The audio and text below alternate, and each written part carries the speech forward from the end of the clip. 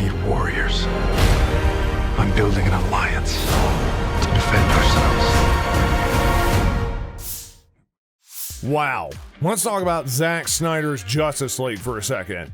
If you're a fan of DC, you already know how Joss Whedon's Justice League back in 2017 could have been a statement movie in the universe, but instead, it left us hungry for more. So, this time, Warner Media had decided to let Zack Snyder's idea go through with the original version of the film. And with reshoots, new scenes, plus an additional $25 million budget, we finally have a true superhero movie masterpiece. In the end, the total runtime of this new movie came out to be 4 hours and 2 minutes. Back in 2017, Snyder had left the project when his daughter committed suicide, giving the studio an excuse to be able to change course after the critics had condemned Batman v Superman.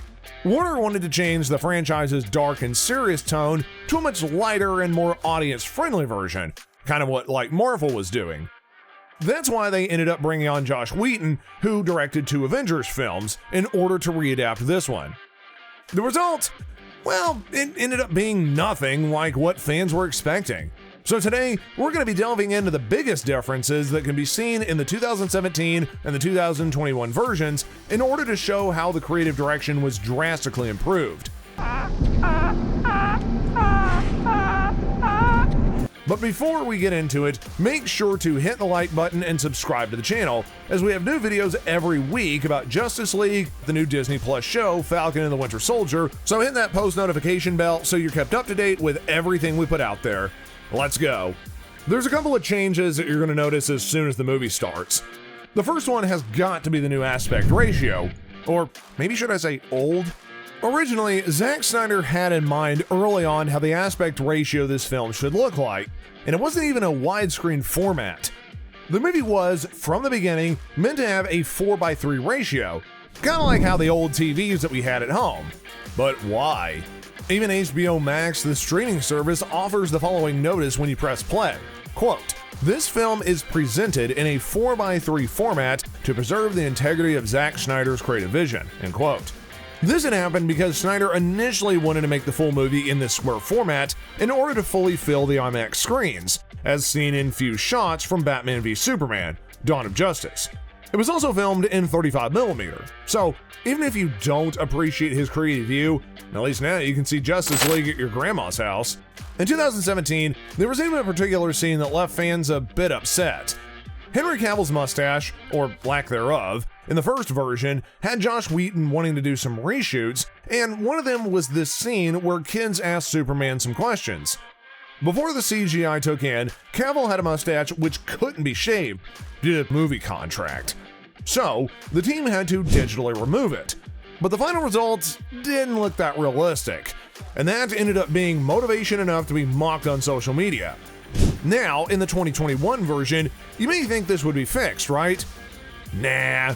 Zack Snyder removed it completely as it wasn't originally filmed by him, but later added by Whedon. Don't think it was because of the criticism today, because that would have been easily removed by applying a couple deep fake technologies.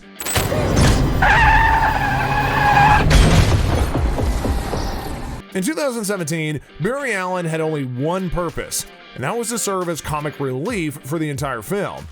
Warner did him wrong by this, but we see a completely new personality and overall character in the 2021 version. He gets to be the OG hero more than once, from saving Iris West from a certain fatal car crash to, well, saving the entire planet from disappearing by running faster than the speed of light and turning back time.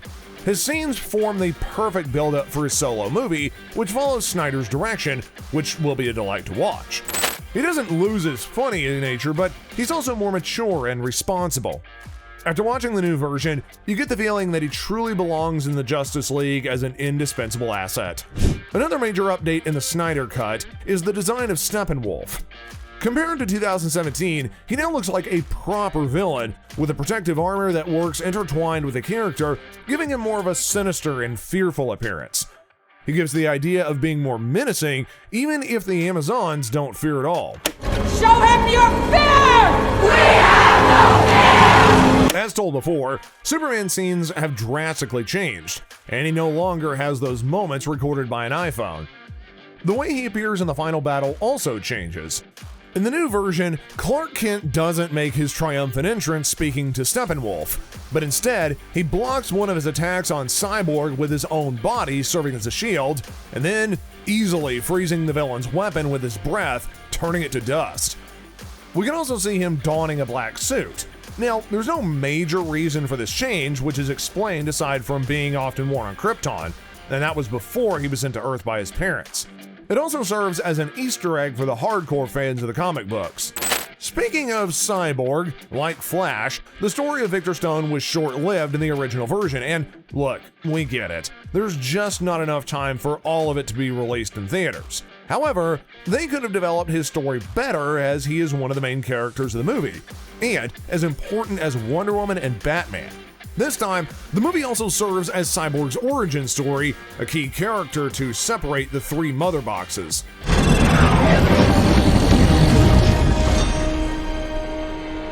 Speaking of separating mother boxes, we get to see Diana's father, the god Zeus.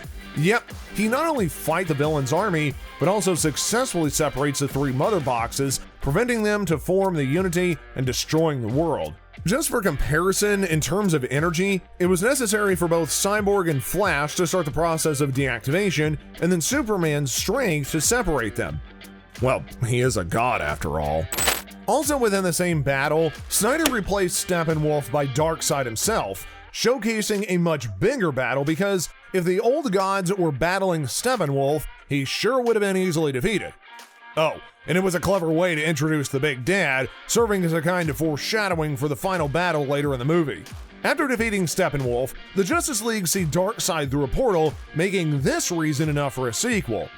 Well, it could have been a sequel if Warner Brothers considered the Snyder Cut canon. Last but definitely not least, the director offered fans an epilogue showing the Martian, Deathstroke, and even the most anticipated one of all, Joker. I'll be the bigger man. A truce, Bruce. What does this mean for the future of the DCEU? Will Warner take it back and turn this 4-hour version as canon and build future movies from this? We know that The Flash is still in the works and finally scheduled to release in 2022, so who knows? Stop right there. I'm in. You are? There are plenty of other stuff that Zack Snyder added in the movie, but we only highlighted some of the most important ones. So, what do you guys think? Do you prefer this new version or the Joss Whedon version?